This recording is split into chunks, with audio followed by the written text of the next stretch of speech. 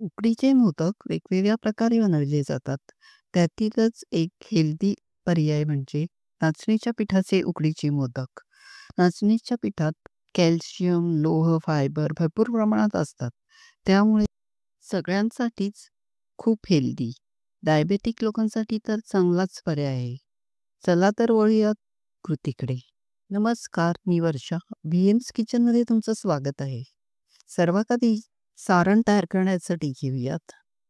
एका पातेल्यात एक मोठी वाटी नारळाचा चव आणि अर्धी वाटी गूळ घातला. मग गॅस चालू करून सर्व जिन्नस सतत ढवळत शिजवून घेतले. हळूहळू गूळ वितळायला लागला. आता हे आपल्याला थोडे कोरडे करून घ्यायचे आहे. आता यात 1 चमचा वेलची पावडर आणि थोडे काजू बदामाचे काप घालायचे. आता हे चमच्याने सर्व जिन्नस मिक्स करून घेतले. आता आपले सारण तयार आहे. आता वळूयात उकडीकडे. पातेल्यात एक मोठी वाटी पाणी घातले. मग त्यात चिमूटभर मीठ आणि अर्धा चमचा साजूक तूप घातले. तूप जास्तही घालायचे नाही. मग त्याच वाटीने 1 कप चाळून घेतलेले नाचणीचे पीठ हळूहळू उकळी आल्यानंतर पाण्यात सोडून घेतले. आता इथे आपल्याला झटपट हे चमच्याने मिक्स करून घ्यायचे आहे. हे करताना गॅस फ्लेम एकतर मंद ठेवायची किंवा बंदही करूनही करू शकता. गॅस फ्लेम बंद करून सगळं व्यवस्थित मिक्स करून घेतले आणि 2 मिनिटांसाठी झाकून ठेवले. लगेचच पीठ ताटात काढून घेऊन हाताला थोडे पाण्यात गरज असेल तर पाण्याचा हात लावत पीठ मळून घ्यायचे. हे पीठ गरम असतानाच ताटात मळून घ्यायचे.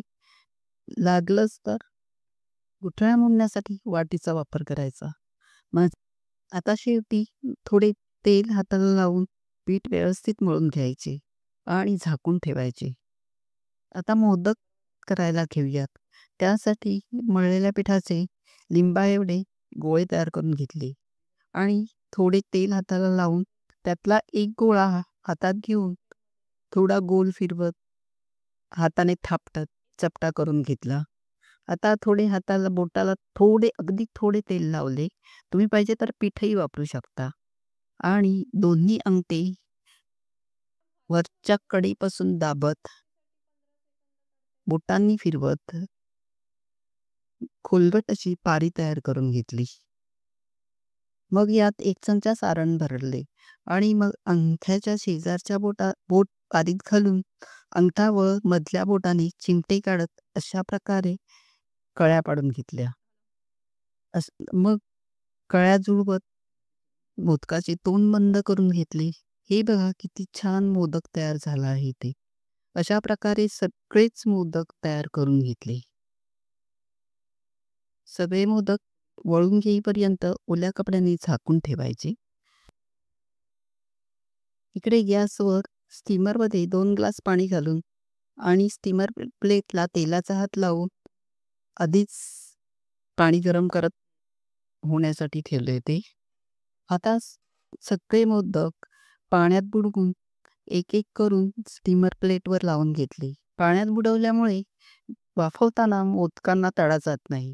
मग झाकण ठेवून मध्यम आचेवर 10 मिनिटांसाठी वाफवून घेतले. मग गरम असतानाच स्टीमरमधून प्लेट काढून घेतली आणि हाताला थंड पाणी लावत एक मोदक प्लेटमध्ये काढून घेतला. हे बघा किती सुबक असे मोदक तयार झाले आहेत. हे एक हेल्दी पर्याय म्हणून हे मोदक तुम्ही नक्की ट्राय करू शकता. व्हिडिओ आवडला तर या प्लेलिस्टवर